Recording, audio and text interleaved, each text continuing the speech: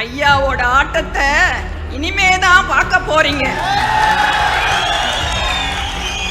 2026 தேர்தல் வருது. இன்னும் 5 மாசம் தான் இருக்கு. இந்த தேர்தல்ல பாமக ஒரு சாதாரண கட்சியாக இருக்கக்கூடாது.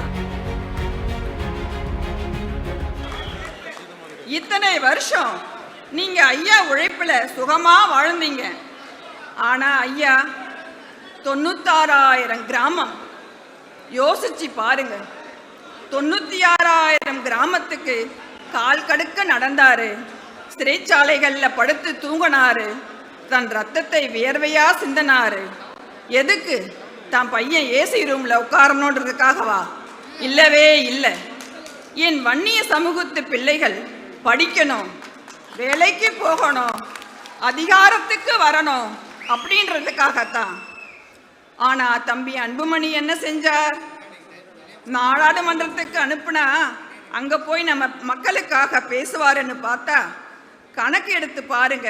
மற்றவங்க எல்லாம் 80% போறாங்க. நம்ம தமிழ்நாட்டு எம்பிங்க 75% போறாங்க. ஆனா அன்புமணி தம்பி வெறும் 15% தான் போறாரு. இதுக்கு பேரு தான் தலைவரா? இதுக்கு பேரு தான் உழைப்பா? இதுக்கு பேரு தான் பொறுப்பா? ஐயா பேரை சொல்லி பதவி வாங்கிறது, அப்புறம் ஐயாவையே தூக்கி எறியறது. இதுக்கு பேரு அரசியல் இல்லை தம்பி. இதுக்கு பேரு பச்சை துரோகம். இதுக்கு பேரு சுயநலம். இதுக்கு பேரு பேராசை. இன்னைக்கு சில பேர் கிளம்பி இருக்காங்க, சின்னையா தான் இனிமே எல்லாம்னு. நான் அவங்க கிட்ட ஒண்ணு கேட்குறேன். ஐயா கிராம கிராமமா கட்சியை வளர்த்தப்ப நீங்க எல்லாம் எங்க போனீங்க? நம்ம மாம்பழம் சின்னம் போனப்ப நீங்க என்ன பண்ணீங்க? நம்ம கட்சி அங்கீகார ரத்து ஆனப்ப நீங்க என்ன கிழிச்சீங்க? கட்சியை கண்டுக்காம நான் தான் தலைவர்னு சொன்னா ஏத்துக்குவோமா? கட்சியை கண்டுக்காம சுயநலமா இருந்துட்டு இப்போ நான் தான் தலைவர்னு சொன்னா ஏத்துக்குவோமா? வாங்கடா, மறுபடியும் மக்கள் கிட்ட போவோம், மறுபடியும் பழைய மாதிரி போராடுவோம். நம்ம அரசியல் மக்களுக்கான அரசியல் என்பதில் உறுதியாவோம்னு ஐயா கூப்பிடுறாரு. அதுக்கு இவங்க சொல்றாங்க, ஐயோ ஐயாவுக்கு பைத்தியம் பிடிச்சிருச்சுன்னு. ஆமாங்க, அவருக்கு பைத்தியம் தான் பிடிச்சிருக்கு. மக்கள் மேல பைத்தியம், இந்த மண் மேல பைத்தியம். ஐயாங்கிறது வெறும் பேர் இல்லை. ஐயாங்கிறது இந்த பாட்டாளி மக்கள் கட்சியுடைய ஆன்மா. ஐயாங்கிறது இந்த பாட்டாளி மக்கள் கட்சியுடைய உயிர். ஐயா உயிரை எடுத்துக்கிட்டு உடம்பு நடமாட முடியுமா?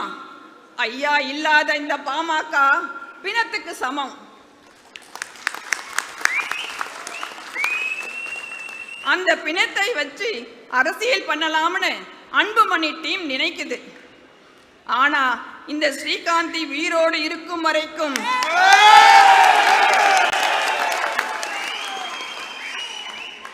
இங்க இருக்கிற லட்சக்கணக்கான தொண்டர்கள் உசுறு இருக்கிற வரைக்கும் அது நடக்கவே நடக்காது. சொந்தங்களே கலங்காதீங்க, நடக்கிறதையெல்லாம் பார்த்து பயப்படாதீங்க.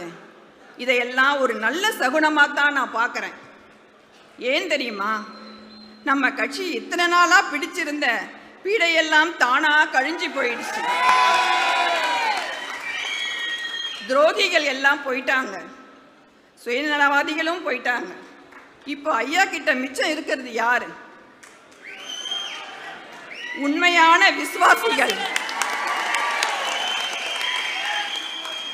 கலப்படமில்லாத தங்கம் நீங்கள் தான்.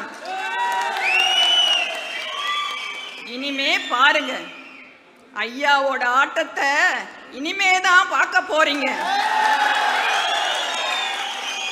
2026 தேர்தல் வருது. இன்னும் 5 மாசம் தான் இருக்கு.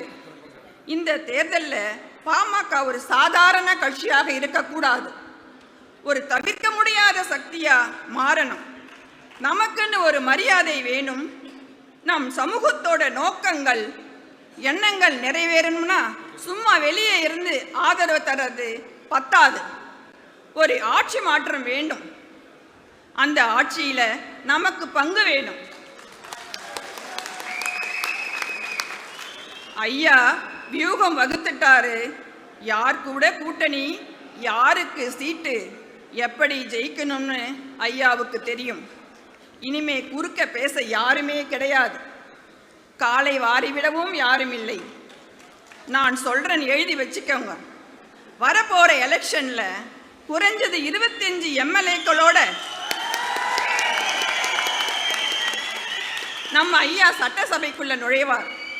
நம்ம இழந்த சின்னம் அந்த மாம்பழம் மீண்டும் நம் கைக்கு வரும். கடைசியா ஒன்னே ஒன்று சொல்றேன். தம்பி அன்புமணிக்கு அதிகாரம் வேணும்னா அவர் தனியா கட்சி ஆரம்பிச்சு போகட்டும். ஆனா இது ஐயா கட்டின கோட்டை. இங்கு ஐயாதான் ராஜா. நீங்க எல்லாரும் தான் மந்திரிங்க.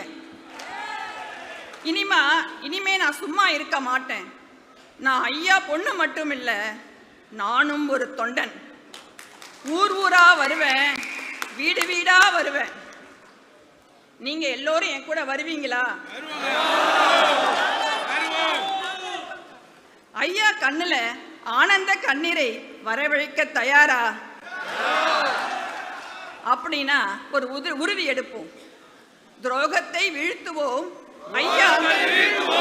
ஐயாவின் கரத்தை வலுப்படுத்துவோம். 2026 கோட்டையை பிடிப்போம். செய்திகளை உடனுக்குடன் தெரிந்து கொள்ள கீழ்கண்ட கேபிள் மற்றும் டிடிஎச் நெட்வொர்க்குகளில் எம்நாடு செய்தி தொலைக்காட்சியை காணுங்கள். பாதகம் செய்பவரை கண்டால் நாம் பயம் கொள்ளலாகாது பாப்பா. மோதி மிதித்துவிடு பாப்பா, அவர் முகத்தில் உமிழ்ந்துவிடு பாப்பா. அண்மை செய்திகளை உடனுக்குடன் தெரிந்து கொள்ள இணைந்திருங்கள் எம்நாடு தொலைக்காட்சியுடன்.